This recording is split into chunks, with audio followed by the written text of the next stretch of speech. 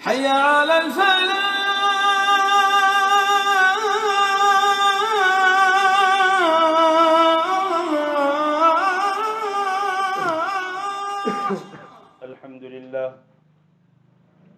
الحمد لله وكفى وسلام على عباده الذين اصطفى. أما بعد، أعوذ بالله من الشيطان الرجيم. بسم الله الرحمن الرحيم.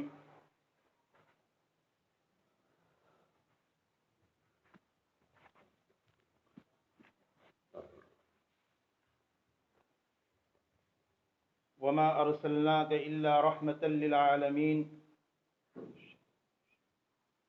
وقال النبي صلى الله عليه وسلم: بعثت لأتمم مكارم الأخلاق، أو كما قال عليه الصلاة والسلام. قابل احترام بزرگوں اور دوستوں، دنیا کا ہر بسنے والا انسان خوبصورتی کو پسند کرتا ہے اور بدصورتی سے نفرت کرتا ہے. ہر انسان یہ چاہتا ہے کہ اس کی شکل خوبصورت نظر آئے، اور ہر ایک اس بات کو ناپسند کرتا ہے کہ اس کی شکل بدصورت نظر آئے. لیکن انسان جتنا اس بات کو پسند کرتا ہے کہ اس کی شکل خوبصورت نظر آئے، اس سے کہیں گنا زیادہ یہ بات ضروری ہے کہ انسان اس بات کی فکر کرے کہ اس کے اخلاق اچھے نظر آئے. اس لیے کہ اگر کسی انسان کی شکل خوبصورت نہ بھی ہو، لیکن اگر اس کے اخلاق خوبصورت ہیں اور اس کے اخلاق اچھے ہیں، تو دنیا کا بسنے والا ہر انسان اس اچھے اخلاق والے انسان کو اپنے دل میں جگہ دے گا. اسی لیے تو ہمارے بڑے اچھے اخلاق والے انسان کی مثال پھلدار درخت سے دیتے ہیں کہ جیسے پھلدار درخت ہے، پھل دینے والا کوئی درخت ہے، اس درخت کو ہر انسان پسند کرتا ہے، بلکہ اس درخت کو اپنے آنگن میں، اپنے باغیچے میں جگہ دیتا ہے، اس کی نگرانی کرتا ہے، اس کی حفاظت کرتا ہے. بعینی ہی اسی طرح جس انسان کے اندر اچھے اخلاق ہوتے ہیں، دنیا کے بسنے والے دوسرے انسان اس اچھے اخلاق والے انسان کو اپنے دل میں جگہ دیتے ہیں. اور جیسے کانٹے دار درخت کو کوئی پسند نہیں کرتا، نہ ہی اپنے آنگن میں اسے جگہ دیتا ہے، بلکہ بالاتفاق اگر اپنے آنگن میں نکل بھی آئے تو فوری طور پر اپنے آنگن کو اس سے پاک اور صاف کرتا ہے. بعینی ہی اسی طرح جس انسان کے اخلاق اچھے نہیں ہوتے، اس انسان سے دنیا کا بسنے والا ہر انسان دور رہنا پسند کرتا ہے. اور یہ اخلاق اللہ تبارک و تعالیٰ نے ایسی چیز پیدا کی ہے، ایسی چیز بنائی ہے کہ اس کے اندر ایسی تاثیر اور ایسا اثر رکھا ہے کہ اچھے اخلاق کی وجہ سے انسان پرائے کو اپنا بنا سکتا ہے، اور بد اخلاقی اتنی منحوس چیز ہے کہ اس بد اخلاقی کے ذریعہ انسان اپنوں کو پرایا بنا دیتا ہے. اسی لیے شریعت مطہرہ نے انسان اپنے اخلاق کی درستگی کی فکر کرے، اس پر بہت توجہ دلائی ہے، بلکہ اچھے اخلاق کو اسلام میں ایک مقام دیا گیا ہے. اللہ کے رسول صلی اللہ تعالی علیہ وسلم نے ایک حدیث میں ارشاد فرمایا: اکمل المؤمنین ایمانا احسنہم خلقا، کہ کامل مومن والا وہی شخص ہے جس کے اخلاق اچھے ہیں. ایک حدیث میں میرے اور آپ کے آقا صلی اللہ علیہ وسلم نے اپنے اس دنیا میں تشریف لانے کا مقصد ارشاد فرمایا، بُعِثْتُ لِأُتَمِّمَ مَكَارِمَ الْأَخْلَاقِ، کہ میں اچھے اخلاق کی تکمیل کے لیے بھیجا گیا ہوں۔ بلکہ یہ اچھے اخلاق اتنی اونچی چیز ہے کہ ایک حدیث پاک میں حضرت ابو درداء رضی اللہ تعالیٰ عنہ ارشاد فرماتے ہیں کہ اللہ کے رسول صلی اللہ علیہ وسلم نے ارشاد فرمایا کہ اللہ تبارک و تعالیٰ نے ایمان کو پیدا کیا۔ جب ایمان کو پیدا کیا تب ایمان نے حق تبارک و تعالیٰ کی بارگاہ میں عرض کیا کہ باری تعالیٰ مجھے تقویت دیجئے، مجھے قوت دیجئے۔ اللہ تبارک و تعالیٰ نے اچھے اخلاق، حسن اخلاق اور سخاوت کے ذریعہ ایمان کو تقویت بخشی۔ اور جب کفر کو پیدا کیا، کفر نے بھی باری تعالیٰ کے سامنے یہی سوال کیا کہ مجھے تقویت دیجئے، مجھے قوت دیجئے۔ حق تبارک و تعالیٰ نے بد اخلاقی کے ذریعہ اور بخل کے ذریعہ کفر کو تقویت بخشی۔ اس سے ہم اندازہ لگا سکتے ہیں کہ خوش اخلاقی، اچھے اخلاق یہ کتنی اونچی چیز ہے اور بد اخلاقی کتنی بری چیز ہے۔ اس لیے ہر انسان کو، انسان جیسے اپنے بننے سنورنے کی فکر کرتا ہے، اس سے کہیں گنا زیادہ انسان کو اپنے اخلاق کے بنانے کی فکر کرنی چاہیے۔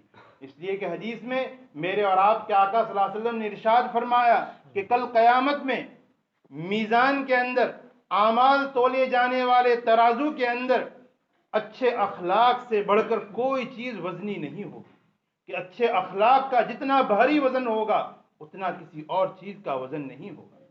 اللہ کے رسول صلی اللہ علیہ وسلم نے ایک حدیث میں ارشاد فرمایا کہ تم میں میرے نزدیک کل قیامت میں سب سے زیادہ میرے قریب وہ شخص ہوگا جس کے اخلاق اچھے ہوں۔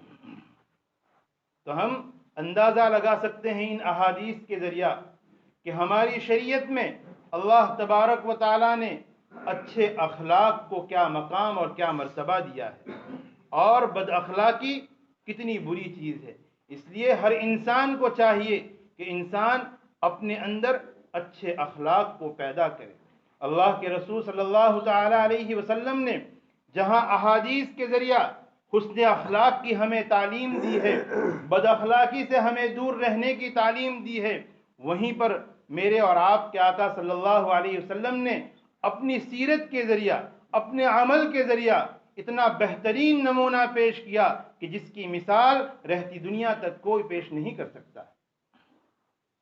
حضرت عائشہ صدیقہ رضی اللہ تعالی عنہ ارشاد فرماتی ہیں کہ جب محبوب صلی اللہ علیہ وسلم رات کے وقت حجرے میں تشریف لاتے تھے، اتنی آہستہ سے سلام فرماتے تھے کہ اگر کوئی بیدار ہے تو آپ کے سلام کو سن لے، اور اگر کوئی سویا ہوا ہے تو اس کی نیند میں خلل نہ ہو۔ ہم اندازہ لگائیں، آج ہم نے سب سے زیادہ بے تکلفی اگر کسی سے ہے تو ہمیں اپنی بیویوں سے، ہم نے کبھی اپنی بیویوں کو پہنچنے والی تکلیف کو تکلیف نہیں سمجھا، اور نہ ہی اسے پہنچانے والی راحت کو ہم نے راحت سمجھا۔ لیکن میرے اور آپ کے آقا صلی اللہ علیہ وسلم کس کی تکلیف کا اور کس کی راحت کا خیال کرتے ہیں۔ حضرت عائشہ فرماتی ہیں ایک اور حدیث میں کہ اللہ کے رسول صلی اللہ علیہ وسلم جب گھر میں تشریف لاتے، آپ ہنستے چہرے سے گھر میں داخل ہوتے، اور میں جس کام میں لگی رہتی اس کام میں میرا ہاتھ بٹاتے تھے۔ حضرت عائشہ ہی خود فرماتی ہیں کہ ایک مرتبہ ایک غزوے سے ہم لوگ واپس ہو رہے تھے، آپ نے ایک مقام پر پہنچ کر صحابہ سے فرمایا کہ تم آگے چلے جاؤ۔ جب صحابہ نظروں سے اوجھل ہو گئے، آپ علیہ السلام نے حضرت عائشہ سے پوچھا، عائشہ دوڑ لگاؤ گی؟ چنانچہ میرے اور آپ کے آقا صلی اللہ علیہ وسلم اور حضرت عائشہ نے دوڑ لگائی، اور حضرت عائشہ جو ہے اس دوڑ میں آگے نکل گئی۔ پھر کچھ زمانے کے بعد دوبارہ کسی سفر سے واپسی ہو رہی تھی، آپ علیہ السلام نے صحابہ کو حکم دیا آگے چلے جاؤ۔ صحابہ آگے نکل گئے، حضرت عائشہ سے پوچھا کہ عائشہ دوڑ لگاؤ گی؟ اس وقت بھی حضرت عائشہ اور آپ علیہ السلام نے آپس میں دوڑ لگائی۔ اس وقت آپ علیہ السلام آگے نکل گئے. آپ نے عائشہ سے فرمایا کہ عائشہ آج حساب برابر ہو گیا. اس وقت تم آگے نکلی تھی, آج میں آگے نکل گیا. ایسا ایک اپنی بیویوں کے ساتھ حسن اخلاق کی اس سے بہترین مثال کوئی پیش نہیں کر سکتا. آپ علیہ السلام نے جس وقت مکہ المکرمہ میں نبوت کا اظہار کیا اور اعلان فرمایا, اس زمانے میں ایک بوڑھی اماں کو دیکھا کہ اپنا سامان اپنے سر پر لادی ہوئی مکہ سے باہر کہیں جا رہی ہے. آپ علیہ السلام نے جا کر ان کا سامان لے لیا اور کہا کہ لائیے امی جان, آپ کو کہاں جانا ہے, آپ کا سامان میں اٹھا لیتا ہوں. آپ ان کے ساتھ, اس بڑھیا کے ساتھ چلتے رہے. بڑھیا راستے میں کہتی رہی کہ میں مکہ کو چھوڑ کر جا رہی ہوں, اس لیے کہ میں نے سنا ہے کہ مکہ میں کوئی محمد نامی شخص پیدا ہوا جو لوگوں کو اپنے باپ دادا کے دین سے دور کرتا ہے اور ایک اللہ کی عبادت کی طرف بلاتا ہے. میں نہیں چاہتی کہ میں اپنے باپ دادا کے دین کو چھوڑوں, اس لیے میں اس شہر ہی کو چھوڑ کر کس سے کہہ رہی؟ آپ علیہ السلام سے خود وہ بڑھیا جانتی نہیں کہ یہی محمد صلی اللہ علیہ وسلم. آپ علیہ السلام اس بڑھیا کی اس بات کو سنتے جا رہے ہیں اور جہاں تک اسے جانا تھا وہاں سامان پہنچا کر ارشاد فرمایا کہ آپ اگر کبھی واپس لوٹ کر مکہ آئیں تو مجھ سے ضرور ملیں. اس بوڑھی عورت نے پوچھا کہ میں آپ سے ملوں تو صحیح, لیکن آپ ہیں کون؟ اس وقت آپ علیہ السلام نے ارشاد فرمایا کہ امی جان, مجھے ہی محمد کہتے ہیں. یہ ہمارے نبی کے اخلاق. ایک مرتبہ جنگ حنین کا واقعہ ہے. جنگ حنین میں مسلمانوں کو پہلے شکست ہوئی اور اس کے بعد مسلمانوں نے بازی سنبھالی اور جیت ہوئی. جب شکست میں افراتفری کا ماحول ہوا تب ایک صحابی کا پیر آپ علیہ السلام کے قدم مبارک پر گر گیا. اس سے آپ کو تکلیف ہوئی. آپ کے ہاتھ میں ایک چھڑی تھی.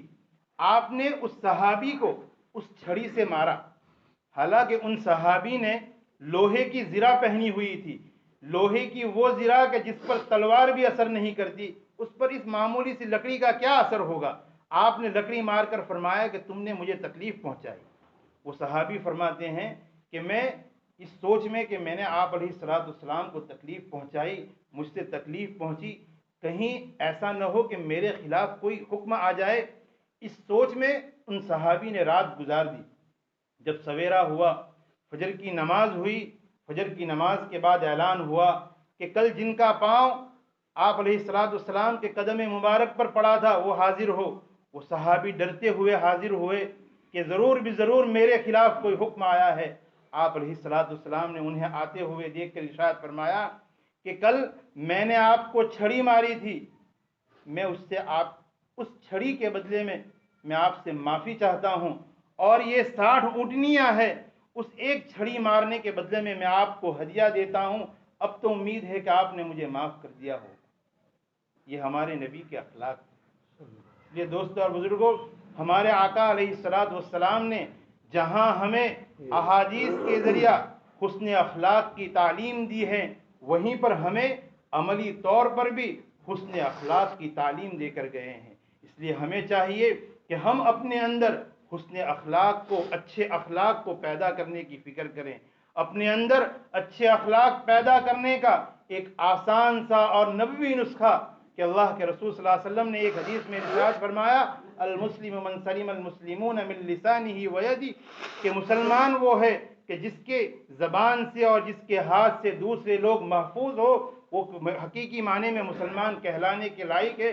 اس حدیث پر جو شخص بھی عمل کر لے گا, خود بخود اچھے اخلاق اس کے اندر پیدا ہونے شروع ہو جائیں گے. آدمی اپنے آپ کو اس بات کا پابند بنا لے کہ نہ میری زبان سے کسی کو تکلیف ہوگی, نہ میری کسی حرکت سے کسی کو تکلیف ہوگی. جب انسان اپنے آپ کو اس بات کا پابند بنا لے گا, خود بخود اچھے اخلاق اس کے اندر پیدا ہوتے چلے جائیں گے. ورنہ زبان کی بدتمیزی, میرے آقا صلی اللہ علیہ وسلم نے ایک حدیث میں ہے, حضرت معاذ رضی اللہ تعالی عنہ کو یوں ارشاد فرمایا کہ میں تمہیں دین کا خلاصہ بتلاؤں. آپ نے پوچھا کیا میں تمہیں دین کا خلاصہ بتلاؤں؟ انہوں نے کہا ضرور بتلائیے.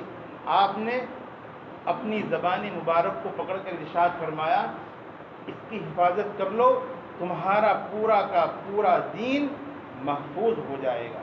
اس لیے زبان ایک ایسی خطرناک چیز ہے کہ اس کے غلط استعمال سے کہ کبھی انسان بولے، زبان کھولے، ایسا زہر اگلنے لگتا ہے، ایسے الفاظ نکالنے لگتا ہے کہ سامنے والے کے دل میں کانٹے سے زیادہ بھی وہ الفاظ چبھنے لگتے ہیں۔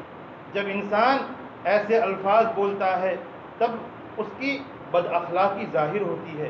اس لیے انسان کو چاہیے کہ اگر وہ چاہتا ہو کہ اس کے اخلاق اچھے ہوں، اسے اپنی اس چیز کی فکر کر لینی چاہیے۔ ایک اور حدیث میں اللہ کے رسول نے ارشاد فرمایا، من یضمن لی ما بین لحییہ وما بین رجلیہ اضمن لہ الجنہ، جو اپنی زبان کی اور اپنی شرمگاہ کی حفاظت کی ذمہ داری لے لے، میں اس کے لیے جنت کی ضمانت دیتا ہوں۔ اس لیے دوستوں اور بزرگوں، یہ میرے اور آپ کے آقا صلی اللہ علیہ وسلم کے اخلاق کے متعلق کچھ احادیث تھی اور اخلاق کے متعلق آپ کے کچھ واقعات تھے۔